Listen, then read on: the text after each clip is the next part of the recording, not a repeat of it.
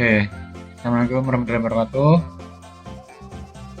Nah, jadi kita memasuki bab 9 ya. Kita akan belajar mengenai PHP CRUD atau CRUD. Jadi ini ada beberapa tujuan dari platform ini.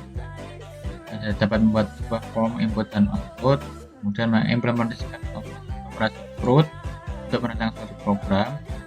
Selanjutnya dapat mengetahui pengaruh suatu input terhadap database.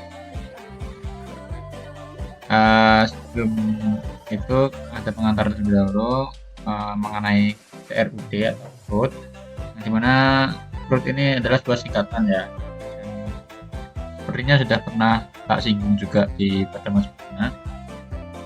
CRUD itu create, read, update, dan delete. Nah, ini merupakan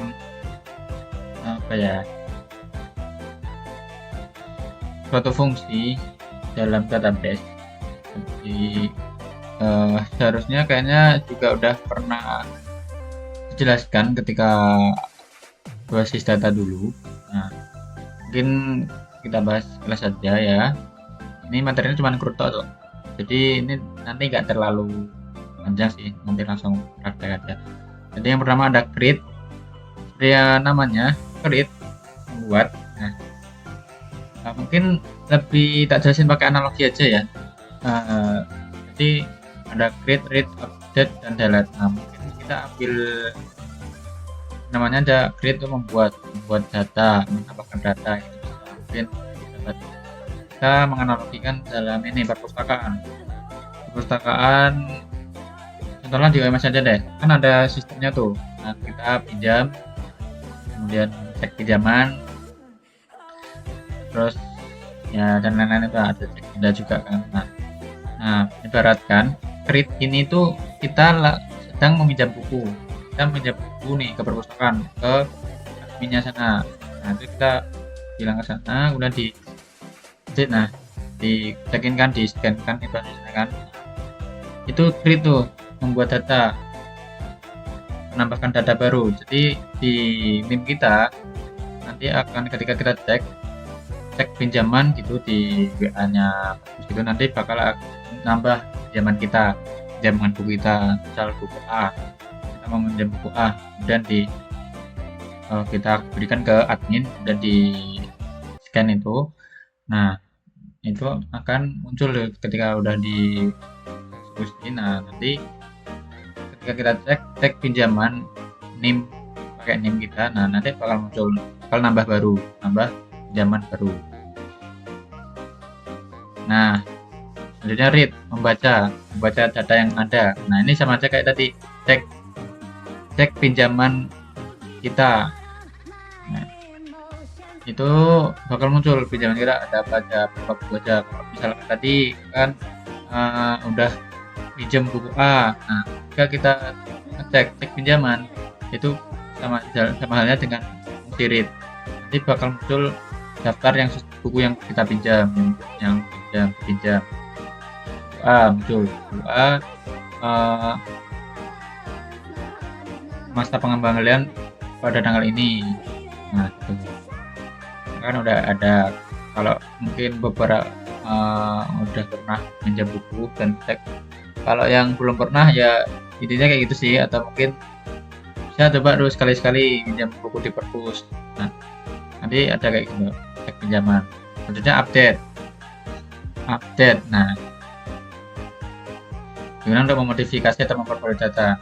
Misalnya tadi kan kita pinjam buku A nih, misal kita biasanya kan kalau itu masanya 1 minggu untuk pinjaman, misal di tanggal 1, nanti tanggal 7 harus dikembalikan. Nah, update ini sama halnya kita memperpanjang masa pinjaman. Misal tadinya kan kita pinjam tanggal 1, harus dikembalikan tanggal 7. Nah, tanggal 6 atau tanggal 7-nya pas juga bisa kita memperpanjang menggunakan sistem itu. Misal renew kalau di WMS perpus, WMS library itu kayak renew sama kode bukunya. Nah, itu nanti bakal diperpanjang selama 1 minggu, masa perpanjangan itu 1 minggu. Jadi yang tadinya 7 harus dikembalikan, nanti akan diubah tuh. Buku A berhasil diperpanjang dan harus dikembalikan pada tanggal 14 berarti karena 7 hari. Nah, itu kayak gitu. Jadi kan yang semulanya tanggal 7 harus dikembalikan, setelah kita update, kita renew tadi, berubah menjadi tanggal 14. Itu. Selanjutnya ada delete. Fungsi delete ini untuk menghapus data dari baris data. Misal masa perpanjangannya udah habis, kita kembalikan, atau mungkin belum habis lah, nggak apa-apa, sama aja. Kita kembalikan buku A tadi di perpus. Nah, itu kan di scan barcode-nya. Nah, kemudian itu setelah di OK, nah nanti pinjaman itu udah nggak ada. Nah, itu sama halnya dengan mendelete buku A dari daftar pinjaman kita. Di basis datanya itu dihapus. Nah, seperti itu growth itu. Ada beberapa kelebihan. Ini mungkin kelebihan dan kekurangan mungkin ya. Ini ada tantangan nih, kompleks. Karena kompleks tadi dalam pengolahan data besar, basis data yang besar, operating dapat menjadi lambat dan atau tidak efisien jika tidak dioptimalkan. Harus dioptimalkan, pandai-pandai kita mengoptimalkan. Mungkin seperti itu aja. Yang penting growth. Nah, langsung aja kita praktek kegiatan 1 nih. Kegiatan 1. Nah, mungkin juga kemarin nih kalau masih ada yang bingung tentang mau caranya gimana pakai PHP exam BP. Ini 2 ini di start ya, Apache dan MySQL. Start. Kemudian ini Explorer ini biar lebih cepat. Ini nanti otomatis akan masuk ke folder exam BP-nya. Kemudian kalau kita mau menggunakan ini, itu kita di sini HTDoc, cari yang namanya HTDoc. Nah, nanti di sini kita buat folder baru, misalnya ini bab 9. Nah, udah. Nah, nanti di sini ini merupakan web server kita, jadi kita di sini, nanti hasilnya akan di sini, project kita tuh di sini. Nah, udah kita buat sini, kemudian folder ini kita buka di Visual Studio Code. Nih, kita buka tadi di C exam BP HTDoc bab 9 folder. Nah, udah, nanti kita ngodingnya di sini. Terus kita buat config.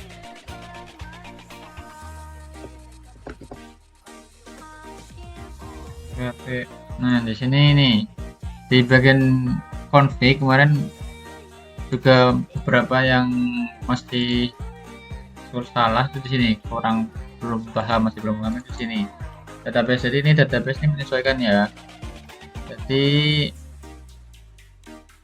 menyesuaikan database yang ada di PC kita, atau komputer kita, atau laptop kita. Nah, cara ngeceknya itu di sini. MySQL di admin, PHP MyAdmin. Nah, ini modul 9 ada user.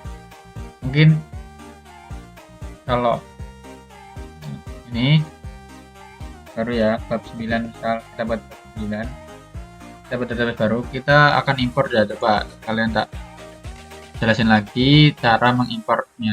Kan kita tadi udah buat nih di new, kemudian namanya bab 9, lalu kita import di sini.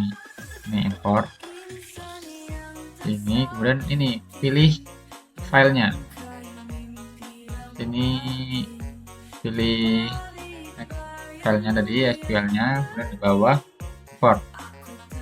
Nah, nanti akan centang kayak ini, import successful. Nah, udah. Nah, sekarang kita pakai database ini ya sebenarnya. Jadi kita di sini sesuai dengan beli ganti, karena kita mau pakai ini bab 9, di sini juga diganti database-nya bab 9 nih ya, kita di save. create buat create. Nah, cara mengaksesnya gini ya, localhost, kemudian folder kita bab 9. Nah, ada ini kan, nih. Nah, ada 2 file di sini. Sorry. Nih, create. Nah, berhasil kayak gini. Ya, kita coba isi dengan kanan @gmail.com. 3. Oh, belum nama ini file kita. Ini coba kita cek.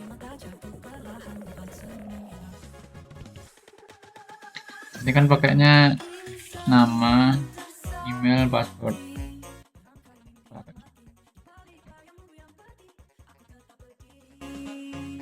Oh, ini masih, oh ini nama ini ganti dulu ya, samain dulu ya. Nama nggak di save. Nah, cara ngeditnya gini juga.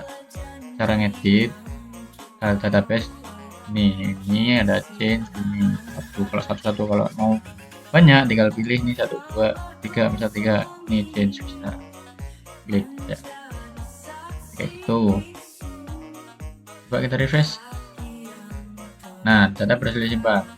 Kalau data berhasil disimpan nanti harusnya di sini masuk. Nah, ini mana ya, user nih masuk ke sini, ada ID, nama, email, dan passwordnya. Nah, ini di hash ya, ini namanya. Jadi masukkan 1 2 3 kan, jadi perlu kayak gini. Nah, kenapa nggak bisa kayak gini, jadi kayak gini? Ini namanya hashing. Itu di nah, sekalian tak jelasin ini deh. Nah, ini password hash. Jadi di enkripsi password yang kita masukkan kan, ini kita masukkan nih di sini nih. Nah, di sini password tadi di sini. Nah, kemudian kita atur dengan PHP di sini menggunakan hashing ini, password hash. Nah, itu fungsinya untuk mengenkripsi, jadi berubah kayak tadi, nggak terlihat aslinya kayak gimana. Terus ini kalau yang ini dua ini, nah kan tadi kita inputnya ada nama sama email. Nah, ini jadi kalau memasukkan ke database itu kalau tanpa ini kan ya cuma segini doang kan, nggak masuk ke database kita. Nah, itu karena di sini. Tapi sebelum itu kita harus inputkan dulu ini, input config ini. Bahwa config ini udah, ini kan config ini kan berfungsi untuk mengkoneksikan kan dari program ke database kita, yang dimana database yang kita pakai itu ini 9. Nah, itu config. Jadi config ini kita udah terkoneksi dengan database. Kemudian ini if reset itu kayak mengecek jika nanti sudah submit diklik, maka ini akan dieksekusi. Nah, yang dimana nih nama, email ini berasal dari sini, post yang dimana ini menggunakan metode ini real escape string, dimana nih untuk pencegahan SQL injection. SQL injection itu apa ya, coba cari di Google atau GPT. Intinya itu kayak perlindungan lah biar nggak bisa diserang database-nya menggunakan query, memasukkan query. Intinya kayak gitu. Nah, ini sama, email sama, password tadi udah jelaskan. Ini kalau pakai password hashing untuk enkripsi. Kemudian ini kita buat SQL, variabel SQL, di mana di dalamnya itu berisi query tentang ini tadi, query untuk memasukkan ini, insert itu. Jadi mau masukkan ini tadi, nama, email, password dari tabel user database dengan nilai ini sesuai yang ada di atas ini tadi. Nah, kemudian ini if MySQL query, nah ini fungsinya ini untuk pengeksekusiannya, query-nya. Jadi apa yang dieksekusi itu ini kan berupa ini tadi, berupa query tadi. Nah, query ini tadi dieksekusi melalui ini database pengoneksian database yang ada di config tadi. Nah, jadi terhubung ke database ini. Terus ini jika error paketnya MySQL error, ini udah HTML-nya ya, tahu kan? Nah, mungkin lanjutnya kita buat market ya. Cari dulu deh read.php.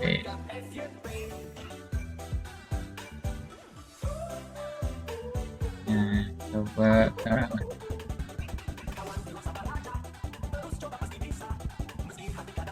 ini coba read. Nah, ini ada data tadi yang udah tak masukkan tadi, ada hanan dan hanan@gmail.com emailnya. Nah, ini ada fungsi edit sama delete, ini belum bisa ya, karena kita belum buat untuk update sama delete nya. Nah, mungkin aku mau jelasin ini dulu.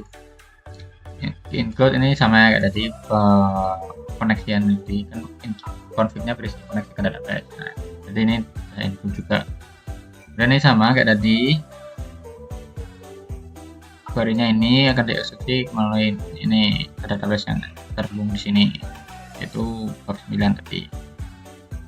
Kemudian ini kan pembuatan tabel nih, ini kan HTML kan, udah tahu kan, tabel. Dan ini juga HTML. Kemudian ini fungsi PHP-nya ini, kita jelasin di fungsi PHP-nya aja ya. Ini kenapa i sama dengan 1, ini buat mengecek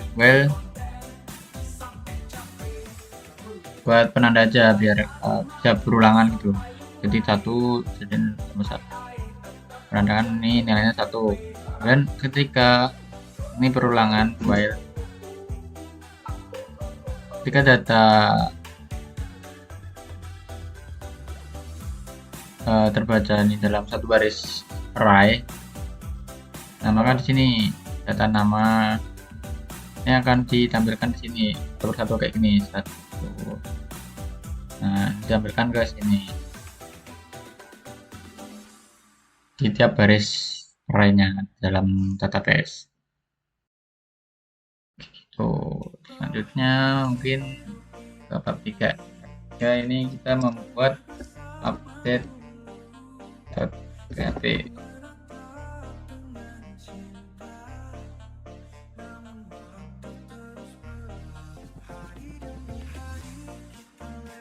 Nah, ini kita buat update.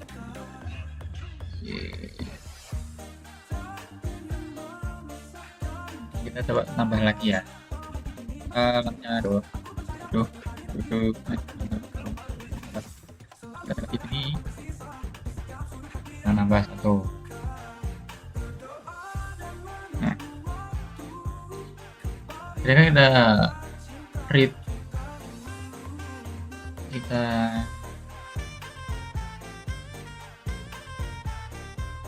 kan update ini di sini, di edit. Nah, kan udah ini, jadi ini muncul ini. Nah, ini password, kita mau ganti editnya. Nah, penjelasannya ini mungkin ini include sama kayak tadi. If set ini pengecekan apakah ID itu ada, apakah memiliki ID. Jadi kan di tiap data ini, tiap baris ini kan memiliki ID masing-masing. Ini nih, ID-nya 2, ID-nya 3. Nah, kan memiliki ID masing-masing. Nah, sini ketika misal yang aku edit yang kanan, berarti ID-nya kan di sini kan 2. Jadi yang 2 ini akan result MySQL query ini. Select from ini kan untuk menampilkan juga kan. Nah, akan tampil ini kayak ini, ada ini ditampilkan nih. Nah, datanya ditampilkan dalam satu baris itu ditampilkan nih. Nah, kemudian udah ini ditampilkan. Ini dalam penggantiannya, proses update-nya di sini. Ketika submit atau update ini, di sini kan udah dibuat update nih. Nah, ketika diklik update di sini, nah nanti akan nama ini yang telah diperbarui kan ini bisa digantikan, sebenarnya juga bisa diganti. Ini sama kayak tadi, jadi yang dimasukkan di sini ada diamankan pakai cara ini biar menghindari SQL injection. Ini juga sama, ini masih sama yang create tadi. Nah, di sini ini update, kayaknya update ini sama, cuman perbedaannya di query-nya aja. Yang dimana ini berfungsi untuk update sini, karena kan ini misal kita ganti nih Fajri. Nah, ini kita Fajri. Nah, ini kan berubah kan dari yang semulanya hanan@gmail.com, dan ini passwordnya tak ganti juga. Nah, maka datanya kan baru di sini berubah, diupdate pakai ini update query di database update kan untuk menjadi jelaskan. Nah, kemudian ini ngecek jika sukses, jika nggak ada itu akan muncul kayak gini data, karena ini udah muncul tampil seperti ini, berarti berhasil nih. Nah, kalau error berarti ada error seperti itu. Nah, selanjutnya adalah tugas. Kan ini tadi udah create update kurang delete kan. Nah, sebagai tugas kalian lanjutkan tadi membuat delete, fungsi delete-nya. Dan kalau mau pakai CSS biar lebih tampilannya lebih menarik lagi, wah boleh banget tuh. Ini kan cuma gini doang nih. Cukup salah sederhana ya. Dan kalau misal mau kalian buat menggunakan CSS lah lebih bagus. Ininya kalian ubah juga, tambahin kode CSS di sini boleh. Tapi yang penting ini tadi. Oke, jadi itu ya tugasnya. Silahkan lanjutkan untuk membuat fungsi yang delete. Fungsi delete. Oke. Mungkin seperti itu. Terima kasih telah menonton video ini. Semoga apa yang telah aku jelaskan dapat dipahami dan bisa mengimplementasikannya. Nah, kalau misal ada yang masih bingung boleh tanya di grup atau PC juga boleh. Ya, aku aja nggak usah ragu-ragu, kalau mau tanya aja nanti. Oke, sekian materinya. Wassalamualaikum warahmatullahi wabarakatuh.